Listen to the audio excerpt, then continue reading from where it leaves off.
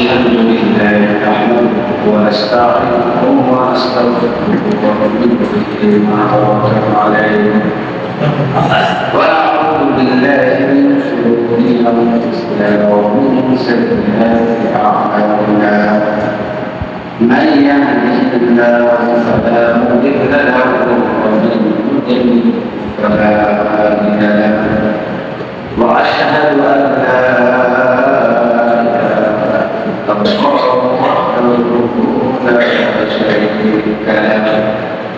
وأشهد أن سيدنا ونبينا وشفيعنا وحبيبنا ومولانا محمد صلى الله عليه وعلى آله وأصحابه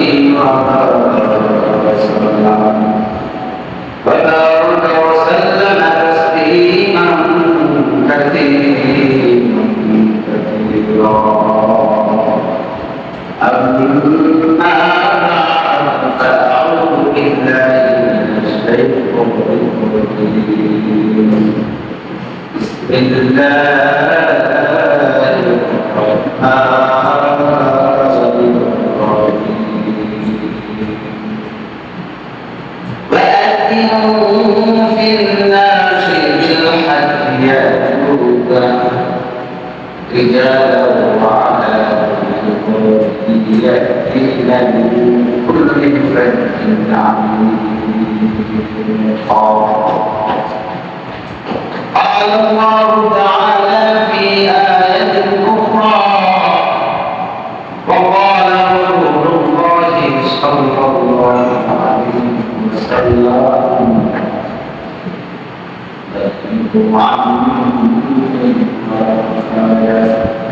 أو كما قال عليه الصلاة والسلام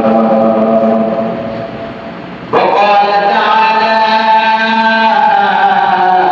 إن الله وملائكته يصلون على النبي يا أيها الذين آمنوا صلوا عليه وسلموا تسليما اللهم صل على محمد وعلى آل محمد كما صليت على إبراهيم وعلى آل إبراهيم إنك حميد مجيد اللهم بارك على محمد وعلى محمد كما باركت على إبراهيم وعلى آل إبراهيم إنك حميد مجيد قال رب اشرح لي صدري ويسر لي امري واحلل عقدة من لساني يفقهوا قولي سبحانك لا علم لنا الا ما علمتنا انك انت العليم الحكيم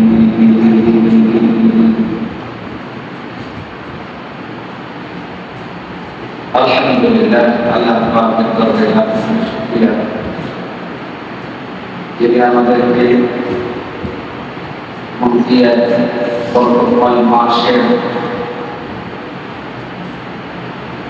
প্রথম সপ্তাহ অত্যন্ত হায়াত দান করেছেন এই 5 মাস বড় বরকতময় মাস হজের প্রস্তুতি মাস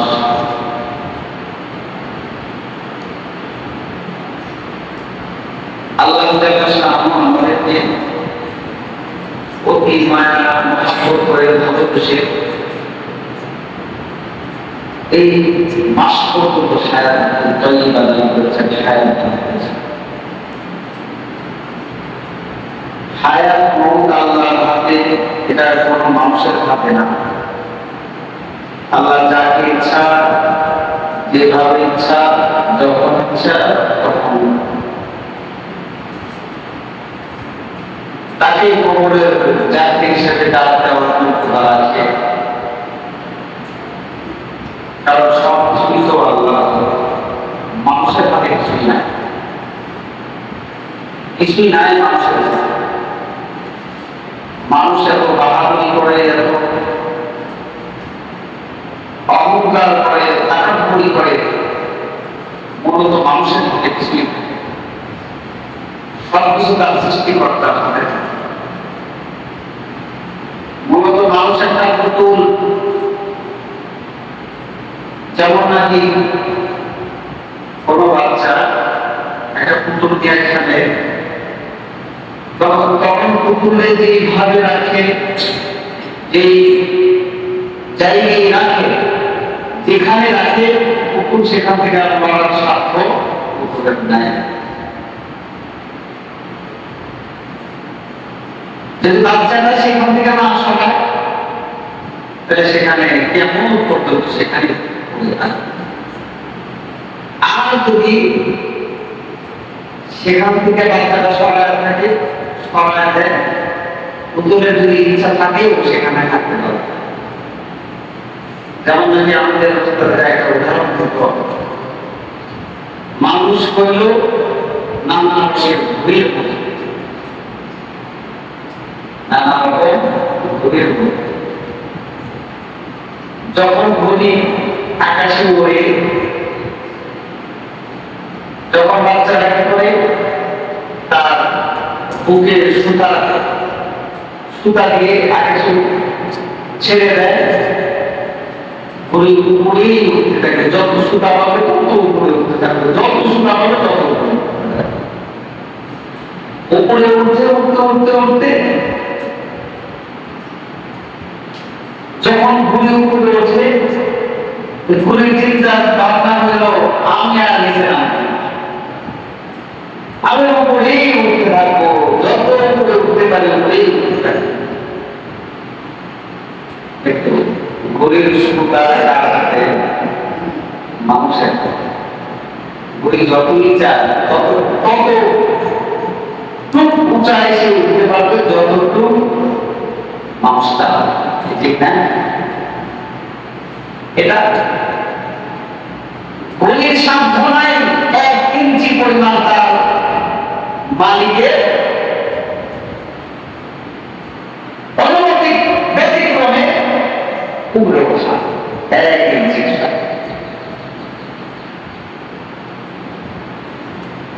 ঠিক আমরা বললাম একটা ঘুরির মতো, আল্লাহ যখন যেখানে যেভাবে চাপে তখন সেইভাবে সেটার সমাধান করে, ঠিক না? উল্টান পাল্টানের কোনো সিস্টেম নেই। যাই হোক, এটা হজের মৌসুম, হজের প্রস্তুতির মৌসুম, সব জিনিসের তো প্রস্তুতি আছে। আপনি বাজারে যদি যান, সাময়িক এই 1 ঘন্টা 2 ঘন্টার জন্য বাজারে যদি যান, বাজারে যাওয়ার একটা প্রস্তুতি আছে। টাকার দরকার হয়, টাকা গোছানো, টাকা যদি কাছে না থাকে টাকা গোছানোর প্রয়োজন হয়, তারপরে ব্যাংক বুক লাগে, তারপরে কি কি নাই এইটা কিনে কাছ থেকে শুনতে পারি, ঠিক না?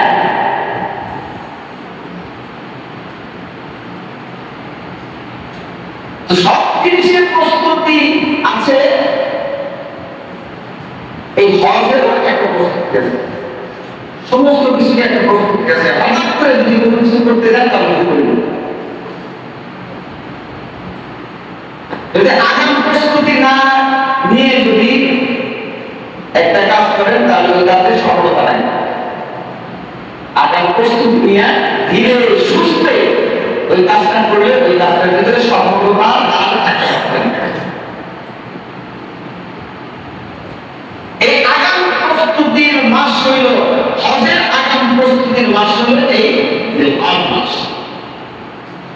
আর হজ এমন একটা বিষয় যেটা টাকা আছে, পয়সা আছে, এমন ব্যক্তি যদি হজ না করে, আল্লাহ নবী বলেন সে চাই ইহুদি হয়ে মরুক, চাই খ্রিস্টান হয়ে মরুক, আমার কিছু যায় আসে।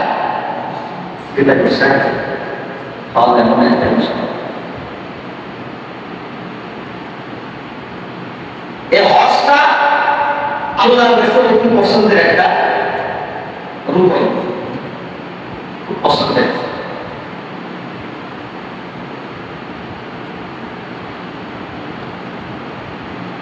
দেখেন আমাদের সমাজ অনেক মানুষ থাকে, টাকাওয়ালা, পয়সাওয়ালা, তারপরে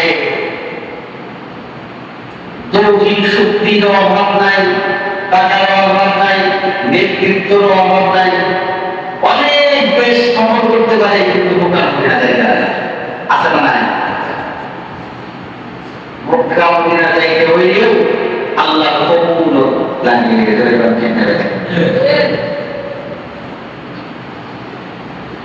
তো এই হজ, এই হজটা আল্লাহর কাছে অনেক দামি একটা রূপ। পাঁচটা রূপের ভিতরে হজ একটা।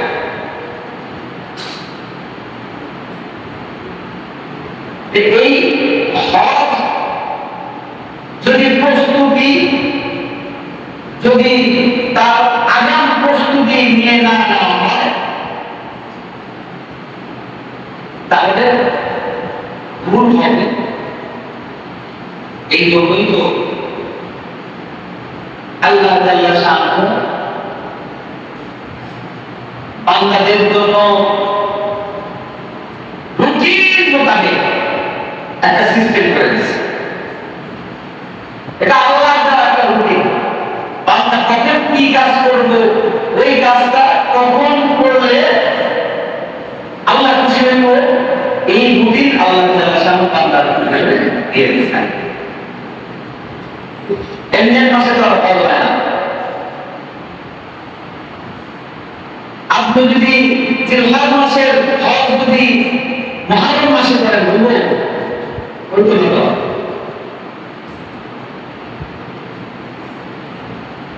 তো এটা একটা প্রস্তুতি।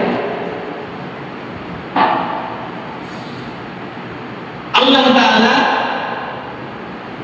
তার প্রিয় বন্ধু খলিলুল্লাহ সাইয়্যিদনা ইব্রাহিম আলাইহিস সালাতু ওয়াস সালাম তার হাতে এবং তার সন্তান সাইয়্যিদনা ইসমাঈল আলাইহিস সালাতু ওয়াস সালামের হাতে নবগঠিত বাইতুল্লাহ,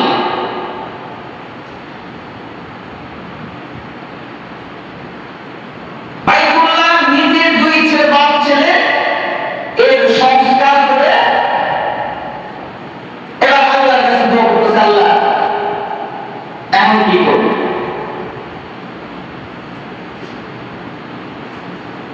আল্লাহ তাআলা শানহু তার অন্তরে ডাক দিয়া কয়, ও আমার খলিল,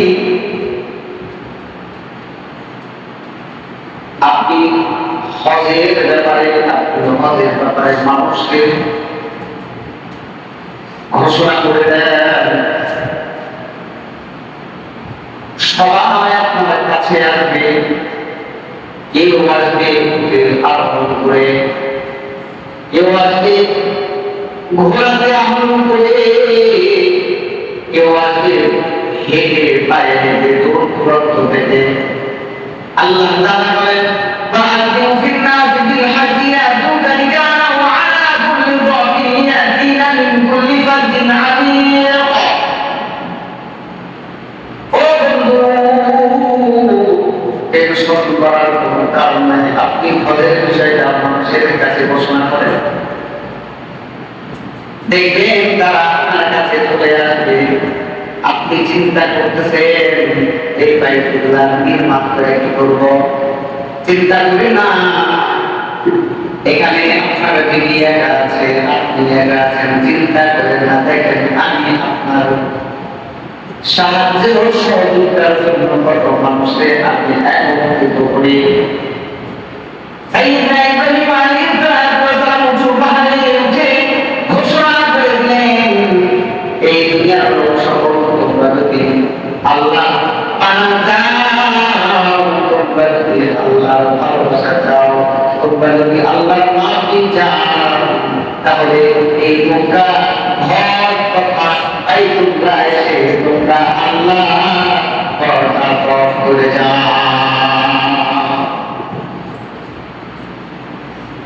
মক্কা নগরী একটা ছোট পাহাড় উঠে সাইয়্যিদনা ইব্রাহিম আলাইহিস সালাতু ওয়াস সালাম ঘোষণা করে দিলেন। এই ঘোষণা তামাম বিশ্বে আল্লাহ তাআলা শান ছড়ায় দিলেন। সবার কানে কানে বলছে যে মক্কা নগরীতে নাকি এমন একটা ঘর আছে যেখানে তওয়াফ করলে নাকি আল্লাহ খুশি হয়, হজ পরিপূর্ণ হবে। এই হজ আজকে হজ নয়, এটা আল্লাহ তাআলা শান আদম আলাইহিস সালাতু ওয়াস সালামের আগে থেকে এই হজের ব্যবস্থা করে রাখছে। কিন্তু মানুষ জানতো না, মানুষ জানতো না, মানুষ গোলমাল ছিল যে যেখানে পারত আল্লাহকে খুশি করার জন্য একটা ঘর নির্মাণ করত, ওই ঘরকে আবার তওয়াফ করত। আল্লাহকে খুশি করার জন্য আল্লাহ বান্দাদের মূর্তি অঙ্কন করে মূর্তি বানায় তারা চিন্তা করত। আল্লাহ ওদের মূর্তি বানায় তারা চিন্তা করত। এমনকি নবীদের কেউ ছাড়ে নাই, নবীদের মূর্তি বানায় তারা চিন্তা করত উদ্দেশ্য একটা, আল্লাহকে রাজি খুশি করার জন্য। আল্লাহ ব্যতীত কাউকে চিন্তা করার অনুমতি আল্লাহ তাআলা নাই। কিন্তু তারা করত আল্লাহ তাআলা শান ওই সমস্ত বান্দাদেরকে ডাক দেয়া বলতেন, আমার বান্দারা তোমরা যদি আমাকে পাইতে চাও, আমার রহমত যদি পাইতে চাও, আমার মাগফিরাত যদি পাইতে চাও, তাহলে ওই যে একটা ঘর আছে মক্কা নগরীতে, সেখানে গিয়ে আমার ঘরটা তওয়াফ করো আর আমার কাছে মাপ চাও।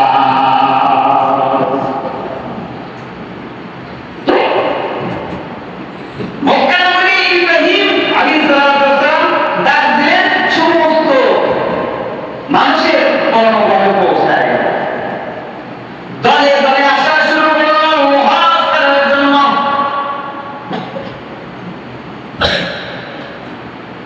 সাইয়্যিদনা ইব্রাহিম আলাইহিস সালাতু ওয়াস সালাম আশ্চর্যান্বিত হয়ে গেল।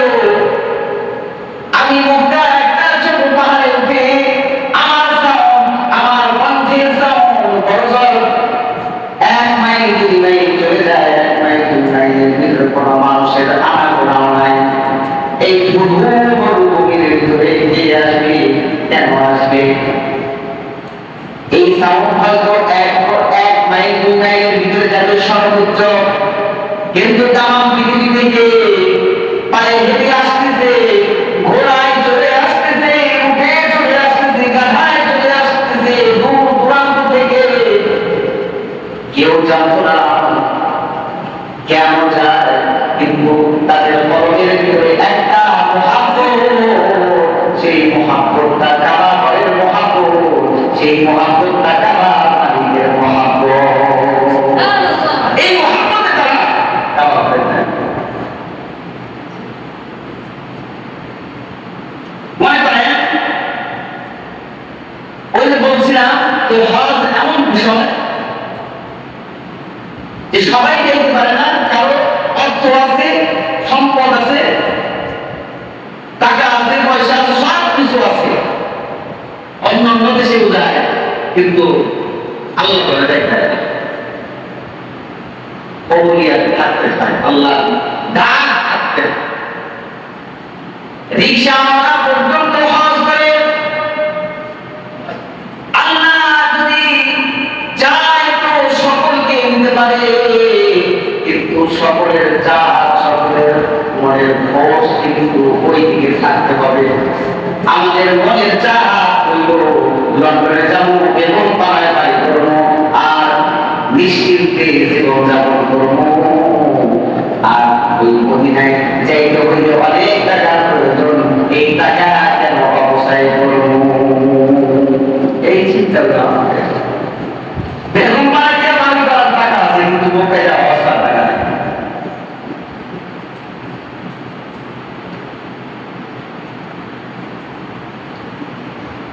অনেক মানুষের যে টাকা পয়সা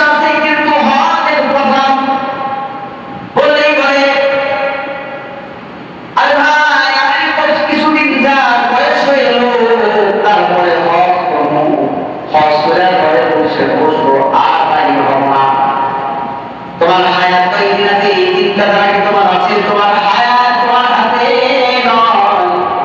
কদিনে আল্লাহ ডাক দেয়, আল্লাহ এই ব্যাপারে আল্লাহ তাআলা বলতেছেন وأنفقوا مما رزقناكم من قبل أن يأتي أحدكم الموت فيقول رب لولا أخرتني إلى أجل قريب فأصدق وأكن من الصالحين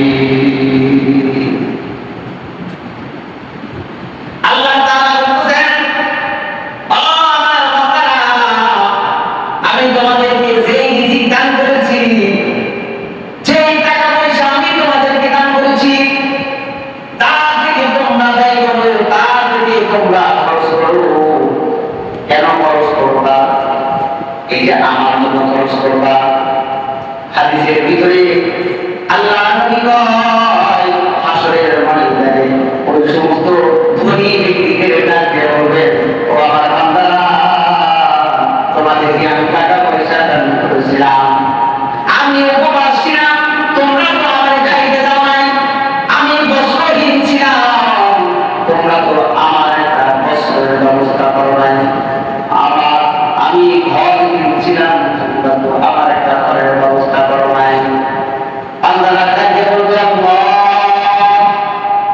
আপনি সমস্ত কিছু থেকে পবিত্র, আপনার ঘরের প্রয়োজন নাই, আপনার খাবার প্রয়োজন নাই, আপনার বস্ত্রের প্রয়োজন নাই।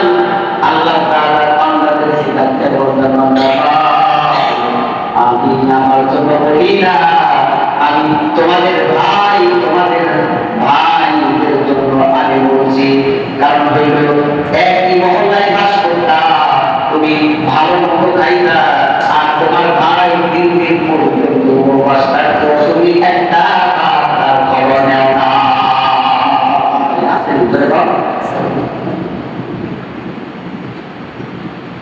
তোমার শরীর হাজার টাকা দামের পোশাক আছে, আর তোমার ভাই ছেঁড়া লুঙ্গি, ছিঁড়ার কারণে লুঙ্গি পরে মসজিদে পর্যন্ত আসতে পারে না, একটা খবর নেও নাই। এমনকি তুমি বিল্ডিং এর ভিতরে থাকো, দুনিয়ার কোন কষ্ট তোমার ভিতরে ঢুকে না, বৃষ্টির কষ্ট তোমার ধরতে পারে না, কিন্তু তোমার ভাই যে ঘরটাতে থাকে, বৃষ্টি নামলে সমস্ত পানি দিয়ে ঘরটা ভরপুর হয়ে যায়, একটা মাত্র খবর নিয়ে না। আল্লাহ তাআলা বলেন, বান্দা, তোমাদের যে রিজিক দান করেছি, ওই রিজিক থেকে তুমি দান করো, ওই রিজিক থেকে তুমি ব্যয় করো। তোমার মৃত্যু আসার পূর্বে, মৃত্যু আসলে কিন্তু দান করতে পারবি না, মৃত্যু আসলে কিন্তু তুই হজ করতে চাইলে কিন্তু হজ করতে পারবি না, মৃত্যু দিতে চাইলেও জাকাত দিতে পারবি না, মৃত্যু আসলে আল্লাহর প্রতি কর্মে চিন্তা করতে চাইলেও কখনো আল্লাহর প্রতি কর্মে চিন্তা করতে পারবি না। চিন্তা করতে হলে তোর হায়াতের প্রয়োজন আছে, যতদিন হায়াত আছে ততদিন নিয়ে কামন করতে পারবি, ততদিন তাকওয়া করতে পারবি। যখন হায়াতটা শেষ হয়ে যাবে তখন আফসোস আর আফসোস। আল্লাহ তাআলা বলতেছেন, বান্দা ওই দিন কিন্তু ডাকতে বলবি, আল্লাহ আমাদের আর কিছুদিন অবকাশ দেন, আর কিছুদিন আমাদেরকে হায়াত দেন, আমরা যাবতীয় নেক আমল করব, হজের প্রয়োজন আমরা হজ করব, যাকাতের প্রয়োজন আমরা যাকাত দেব, কোনো কিছুই বাদ দেব না। আমরা সালেহ ব্যক্তিদের সঙ্গী হব, সালেহ ব্যক্তিদের সাথী হব, মুত্তাকি ব্যক্তিদের সাথী হব, আমরা আর গুনাহ করব না, আমরা জান্নাতি ব্যক্তি হয়ে যাব। তখন আর আফসোস কইরা, তখন আর এই কথা বলে কোনো লাভ নাই, কারণ তোমার মৃত্যু অলরেডি হয়ে গেছে। এই জন্য আল্লাহ তাআলা বলতেছেন, ওয়ানফিকু মিম্মা রাযাকনাকুম মিন ক্বাবলি আন ইয়াতিয়া আহাদাকুমুল মাউত ফায়াকুলু রাব্বি লাউলা আখরতনি ইলা আজালিন করিব ফাআসাদদাকা ওয়া আকুন মিনাস সালিহিন। বান্দারে, মৃত্যু আসার আগে যা কিছু করার করে দাও, মৃত্যু আসলে তোমার এক পয়সার দাম থাকবে না তোমার রাজত্বের, মৃত্যু আসলে তোমার ওই টাকা পয়সার কোনো দাম থাকবে না, মৃত্যু আসলে তোমার দৈহিক শক্তির আর কোনো দাম থাকবে না। যা কিছুর প্রয়োজন মৃত্যুর আগে পুরো করে দাও।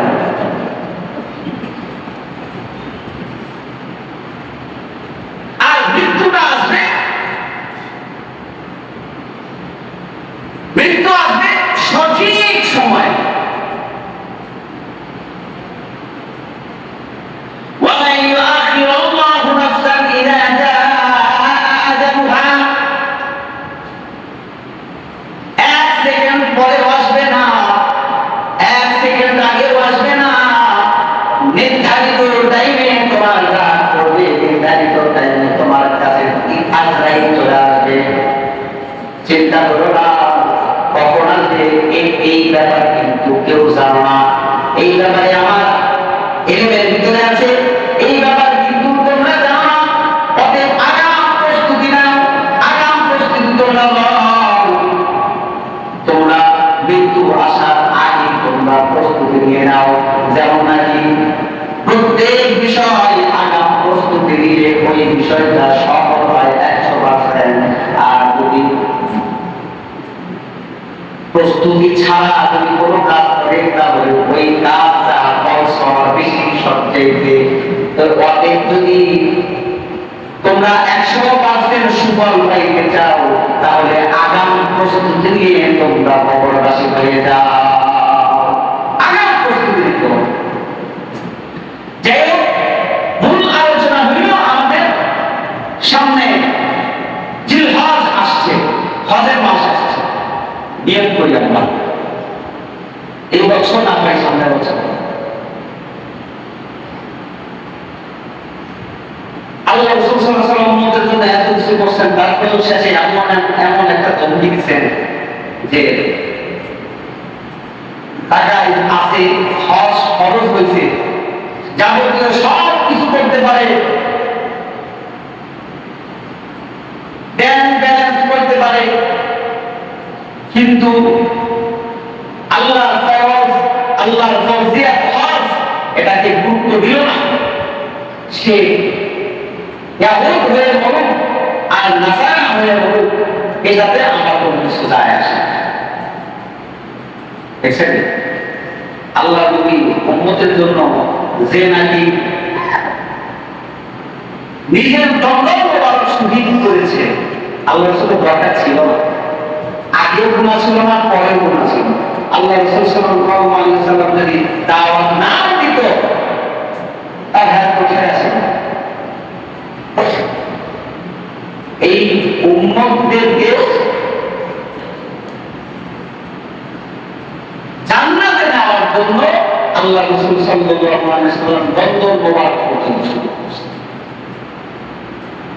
এমনকি তার জীবনের কষ্ট এত বেশি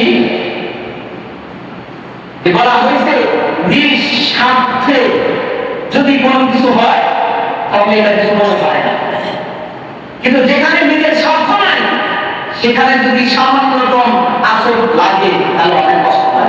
ঠিক না? আমাদেরকে এত কষ্ট করে দিন আমাদের পর্যন্ত পৌঁছায় দিতে আল্লাহ রাসূলের কোনো স্বার্থ নাই আছে? আল্লাহ রাসূলের স্বার্থ আছে? ছিল না, কিন্তু আমাদের জন্য কত কষ্ট করেছেন। বলা হয়েছে হযরত আয়েশা রাদিয়াল্লাহু তাআলা আনহা একদিন আল্লাহ নবী সাল্লাল্লাহু আলাইহি ওয়াসাল্লামের পিঠের দিকে তাকায় বলে, ও নবী, আপনার শরীরে কি কখনো বসন্ত হয়েছিল না? আপনার শরীরে দেখা যায় গর্ত গর্ত দেখা যায়, শরীরে দাগ দেখা যায়, বসন্তের দাগ দেখা যায়। আল্লাহ নবী চোখের পানি ছেড়ে দেয়, বলে, আয়েশা রে, তুমি তো আমার সুখের দিনের বন্ধু। ও আয়েশা, উঠে নাও। ওই তায়েফের জমিনে আমি যখন দীর্ঘ বছরের জন্য আমি যখন মানুষের নিকট দাওয়াত প্রচারের জন্য গেলাম, তায়েফের মানুষেরা আমাকে চিনল না। ও আয়েশা, আমি যখন গাছের নিচে আশ্রয় নিয়েছি, সারাদিন পেরেশান করে, সারাদিন পরিশ্রম করে ক্লান্ত ক্লান্ত শরীরে গাছের নিচে আশ্রয় নিয়েছি। কোনো মানুষ আমাকে আশ্রয় দেয় না, কোনো মানুষ আমাকে এতটুকু আদর করে না যে সামান্য নিজের বাড়িতে বসার মতো কোনো স্থান দেয়নি। ও আয়েশা, আমি 3 বছরের জন্য আমি যখন তাইফের ময়দানে গেলাম, ক্লান্ত পরিশ্রান্ত শরীরে আমি গাছের নিচে বসছি, এমন সময় কিছু লোক এসে আমার সাথে হট্টগোল শুরু করে দিল। কোনো কথা নাই, এক পথে তারা শুরু করলো পাথর দিয়ে। আমি তাকাইতে পারি না, আমার সাথে যায়েদ ইবনে হারেসা ছিল। যায়েদ আমার পিছন থেকে মারলে যায়েদ এসে আমাকে আঘাত করতো। সামনে দিকে আমার সামনে যাইতো, ডান দিক থেকে মারলে যায়েদ ডান দিকে যাইতো, বাম দিক থেকে মারলে যায়েদ বাম দিকে যাইতো। ও আয়েশা, শুনে নাও, একদিক কোনো একদিক এটা মারে নাই, আমার চতুর্দিক থেকে পাথর মেরেছে, যা আঘাত এখন পর্যন্ত দেখা যায়। ও আয়েশা, আমার শরীরে কোনো বসন্ত হয় না, আমার শরীরে আমি দিনের দাওয়াত দেওয়ার কারণে এটা পাথরের আঘাত খাইছি। এটা আসলে বসন্তের দাগ নয়, এটা হইল পাথরের আঘাত।